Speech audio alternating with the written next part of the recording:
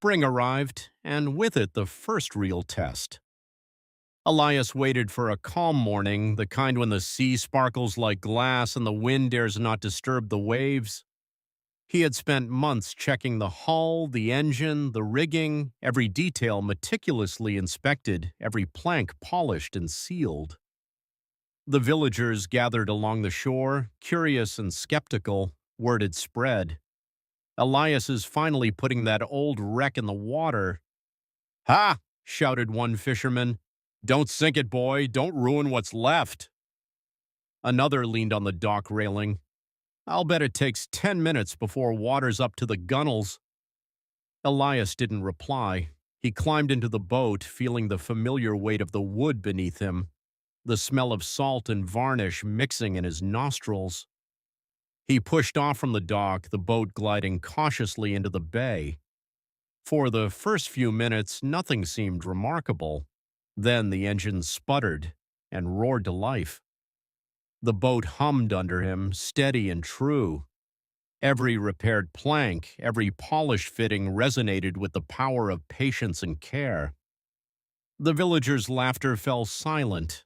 Elias guided the boat across the bay, testing the sails he had patched, the rudder he had reinforced, the hull that had been condemned as useless.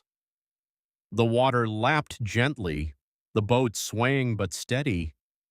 The hidden compartment had remained untouched, a secret promise waiting for the right hands.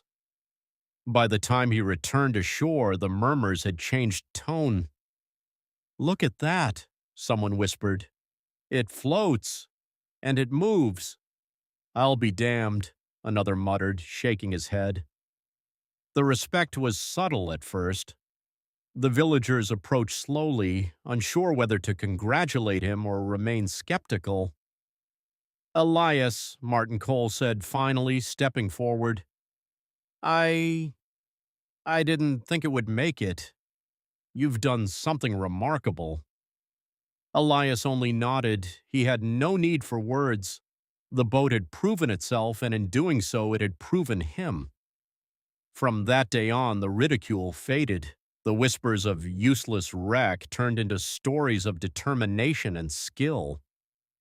Children watched as he worked, learning the rhythms of wood and sea.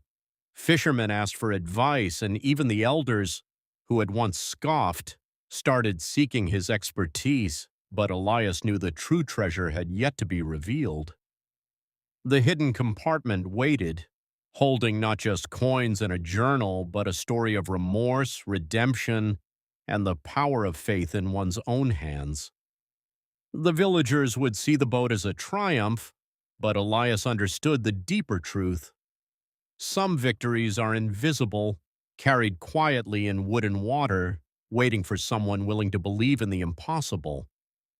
It was a rainy October afternoon when Elias decided to finally inspect every inch of the boat. Years of maintenance had taught him to look for hidden weaknesses, subtle cracks, and areas where time might still have left its mark. The engine purred quietly in the corner of the cabin, and the wooden planks smelled faintly of varnish and sea salt. As he pried up the floorboards for the umpteenth time, a faint groove caught his eye, a seam he had never noticed.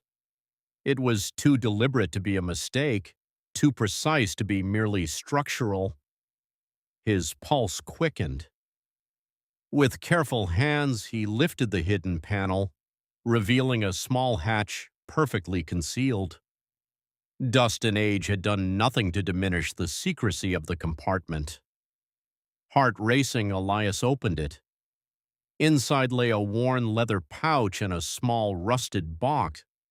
Elias removed the pouch first, revealing faded currency and a few coins. He counted carefully. $2,500 in bills, $400 in coins, all from decades past. Next, he examined the box. Inside was a journal soaked with faint traces of water but intact. The handwriting was neat but trembling, as if written in the last hours of a troubled conscience. The entries belonged to Thomas Whitaker, a fisherman who had lived in the village decades earlier. The journal told a story of a man haunted by guilt. Years ago, he had been involved in a boating accident that left another fisherman's livelihood destroyed. Thomas had hidden the money with the intention of using it to help someone worthy, someone who would restore the boat and carry on a quiet legacy of care and redemption.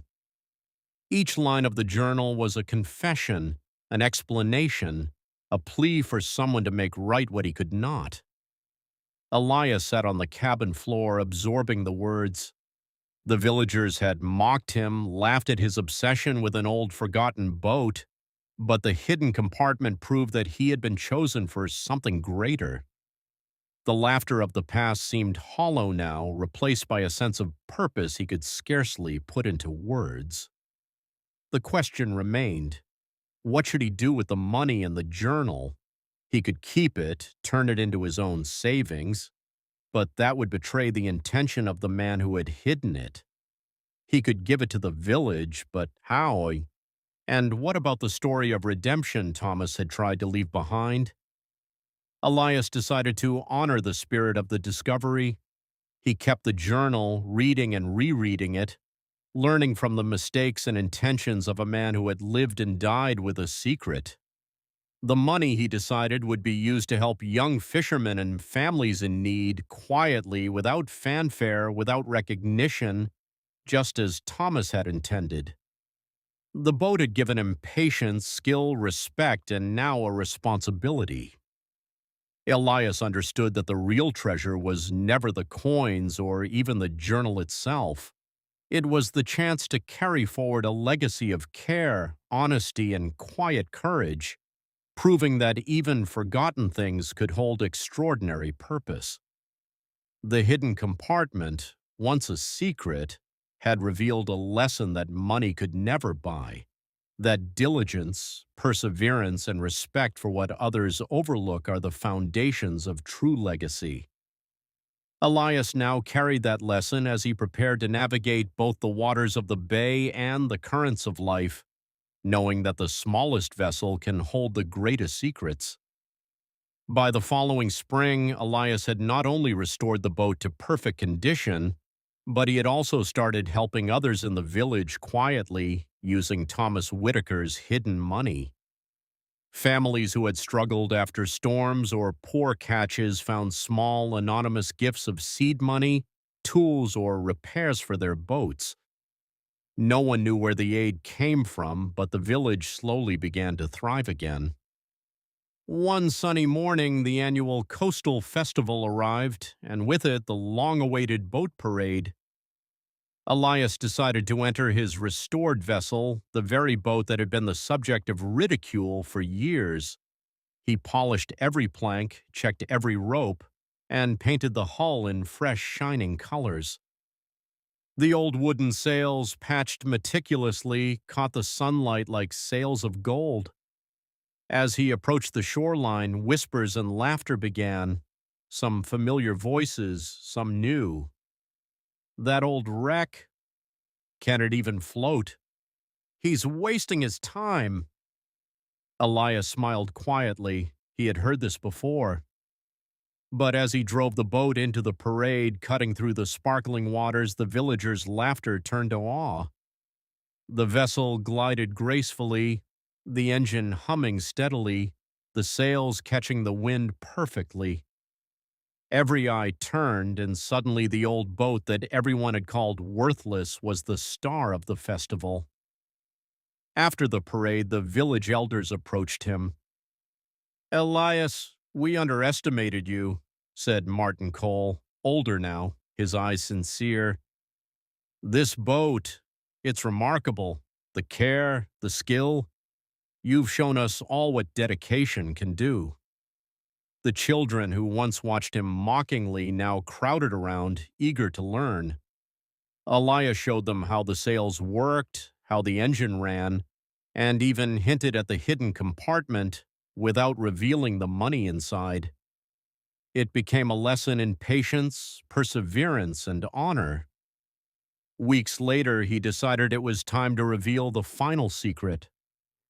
He gathered a small group of trusted villagers and opened the hidden compartment, showing them Thomas Whitaker's journal and the remaining coins.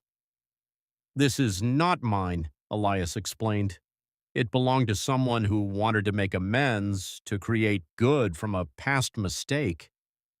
It has guided how we help those in need. Let us continue that work." The villagers agreed, forming a small cooperative to assist struggling families, using the hidden treasure to fund fishing equipment, boat repairs, and education for young children. The village slowly recovered from years of hardship, and all the while the old boat remained a symbol of hope and perseverance. Years passed. Elias grew older, but the boat never faltered.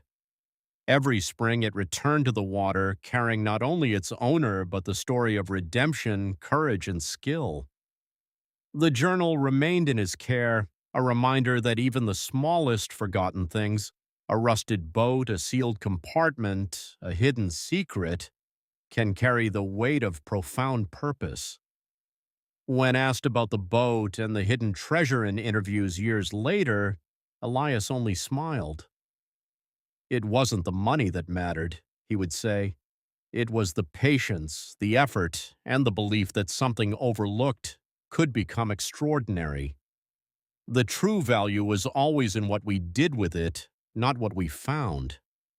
And so the little coastal village remembered Elias Whitaker not just for his restored boat, but for the quiet way he taught an entire community about faith, skill, and the treasures hidden in persistence.